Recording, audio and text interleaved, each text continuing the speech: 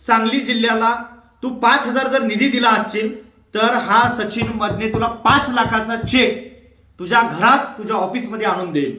युवा सैनिक म्हणून शब्द देतोय की तुझ्या घरात आणून तुला 5 लाखाचा चेक देतो. नमस्कार, मी सचिन मदने, युवा सेना जत तालुका प्रमुख. मला आज अशा व्यक्तीवरती बोलायचं आहे की सकाळी टीव्ही ऑन केल्यानंतर जो सडक्या तोंडाचा नासका, जो भोंगा आवाज काढतो, जो महायुतीच्या सर्व नेत्यांच्यावर बरगळतो, खालच्या पातळीवर जाऊन टीका करतो, त्या संजय राजाराम राऊताला मला सांगायचं आहे. संजय राजाराम राऊत, जो शिंदे साहेबांच्या आमदारांच्या जीवावर तू खासदार झालास, राज्यसभेवर गेलास. अरे बाबा, जो शिंदे साहेब, देवेंद्र फडणवीस साहेब आणि अजितदादा ज्या पद्धतीने विकास कामाची गती सुरू केलेली आहे त्याच्यावर तू नेहमीच टीका करतो. एवढा निधी आला कुठून, एवढा निधी तुम्ही खर्च कसं करताय? अरे सडक्या तोंडाच्या संजय राऊता, अरे तुला काय बेअक्कल आहेस का?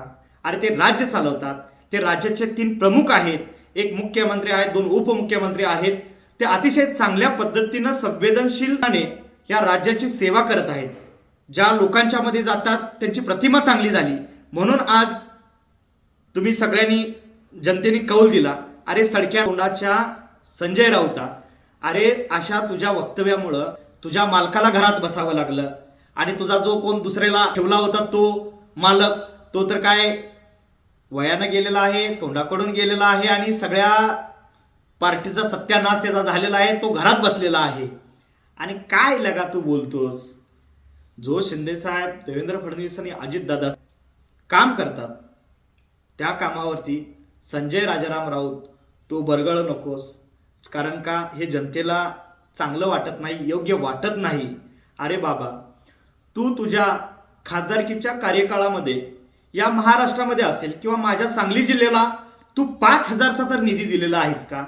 तुला एक आव्हान आहे की तुझ्या कार्यकाळामध्ये सांगली जिल्ह्याला तू 5,000 जर निधी दिला असशील तर हा सचिन मदने तुला 5 लाखाचा चेक तुझ्या घरात तुझ्या ऑफिसमध्ये आणून देईल. युवा सैनिक म्हणून शब्द देतोय की तुझ्या घरात आणून तुला 5 लाखाचा चेक देतो. आणि शिंदे साहेबांच्यावर कृपया करून तू खालच्या पातळीवर जाऊन टीका करू नको, नाहीतर इथून पुढं तुला चपल्यांचा हार घालून जोड्याने हाणलं जाईल. हेच तुला एवढं सांगतो. तुझी लायकी ती आहे, त्या लायकीत राहा बाबा. ज्या शिंदे साहेबांच्या आमदाराच्या जीवावर तू खासदार झालास त्यामुळं तू शिंदे साहेबाच्या एकाही आमदारावरती टीका करू नकोस, शिंदे साहेबांच्यावर टीका करू नको. कारण का ती तुझी लायकी नाही. तुला टीका करायची आहे ना, तुझ्या मालकावर कर.